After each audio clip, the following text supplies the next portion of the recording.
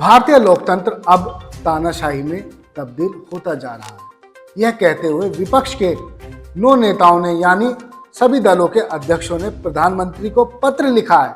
पत्र में CBI, ED व अन्य सरकारी एजेंसियों द्वारा की जा रही कार्रवाई को लेकर सवाल उठाए गए हैं।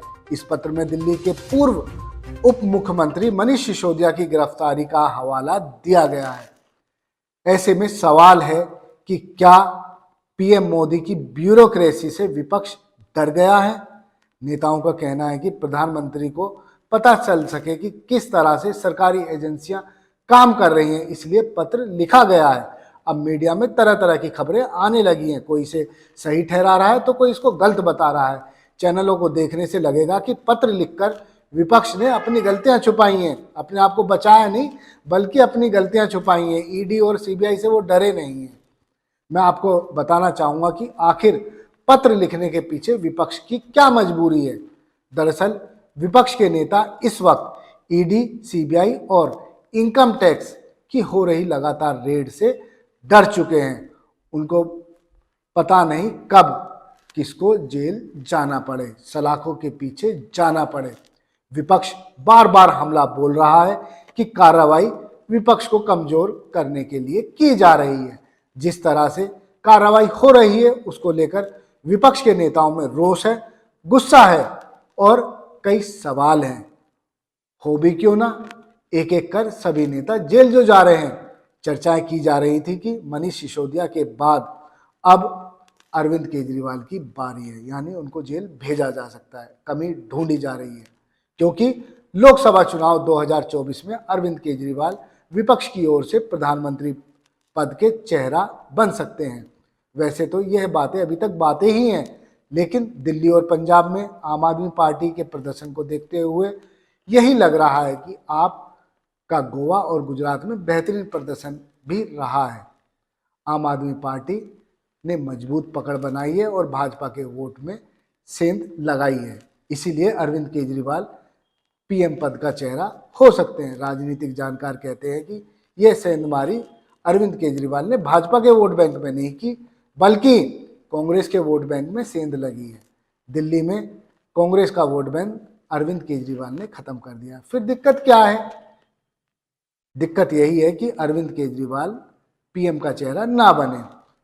चिट्ठी लिखने वालों में 9 नेता शामिल हैं, जिसमें बंगाल की मुख्यमंत्री ममता बनर्जी, दिल्ली के मुख्यमंत्री अरविंद केजरीवाल, बीआरएस चीफ के चंद्रशेखर राव, पंजाब के सीएम भगवत मान, राजद नेता Tejashwi Yadav, National Conference leader Farooq Abdullah, राकपा चीफ शरद पवार, शिवसेना ठाकरे ग्रुप के अध्यक्ष उद्धव ठाकरे, समाजवादी पार्टी के अध्यक्ष अखिलेश यादव शामिल हैं।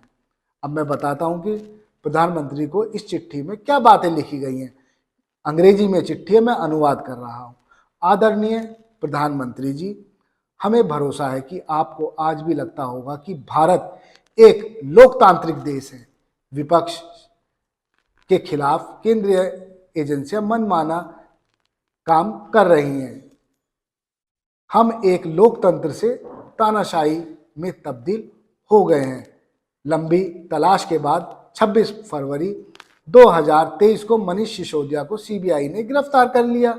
कथित तौर पर गड़बड़ी के आरोप में गिरफ्तारी की गई है, वह भी बिना किसी सबूत के। सिसोदिया जी के खिलाफ लगाए गए आरोप पूरी तरह बेबुनियाद हैं। यह राजनीतिक षड्यंत्र के तहत की गई कार्रवाई है। इस गिरफ्तारी ने पूरे देश की आवाम को गुस्से से भर दिया है। दुनिया भर में मनीष सिसोदिया के दिल्ली मॉडल एजुकेशन की चर्चाएं हो रही हैं। उनकी गिरफ्तारी को लेकर दुनिया भर में बदले की भावना से की गई राजनीतिक कार्रवाई के उदाहरण के तौर पर देखा जा रहा है। इससे यह बात भी पुष्ट हो रही है कि जिसके बारे में पूरी दुनिया जानती है, पहचानती है और सब उनके काम देखें, भाजपा तानाशाही के शासन की ओर बढ़ रहा है। लोकतांत्रिक मूल्य खतरे में है। आपके शासन में 2014 से अब तक जितने भी राजनेताओं की गिरफ्तारी हुई है, छापेमारी हुई है, पूछताछ की गई है उनमें अधिकतर नेता विपक्ष के नेता है। मजेदार बात यह है कि उन विपक्षी नेताओं के खिलाफ केंद्रीय एजेंसियां धीमी पड़ गई हैं जो बाद में भाजपा ज्वाइन कर चुके हैं। जो नेता भाजपा ज्वाइन कर लेते हैं उनके खिलाफ जांच धीमी पड़ जाती है। उदाहरण के तौर पर पूर्व कांग्रेस नेता असम के मौजूदा मुख्यमंत्री हेमंत बिस्वा शर्मा, ईडी और सीबीआई ने 2014 और 15 में शारदा चिट फंड घोटाले में उनके खिलाफ जांच शुरू की थी। हालांकि जब से उन्होंने भाजपा ज्वाइन की तब से केस आगे नहीं बढ़ा है। इसी तरह शारदा स्टिंग ऑपरेशन को देख लीजिए। तृणमूल नेता शुभेंदु अधिकारी और मुकुल रॉय ईडी और सीबीआई के रडार पर थे। विधानसभा चुनाव से पहले इन दोनों लोगों ने भाजपा ज्वाइन कर ली, तब से केस में कोई खास तरक्की नहीं हुई है। महाराष्ट्र के नारायण राणे को भी ले लीजिए, उनके केस में भी ऐसा ही है।